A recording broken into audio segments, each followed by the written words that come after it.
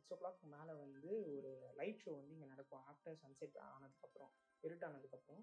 So அதுக்கு வந்து தனியா புக் பண்ணிட்டு போகணும். ஸோ புக்டு ஒன்லி அலோவ் பண்ணுறாங்க இங்கே உள்ள. ஸோ அதனால வந்து அந்த லைட் ஷோவுக்கும் நான் என்ன சொல்கிறேன்னா,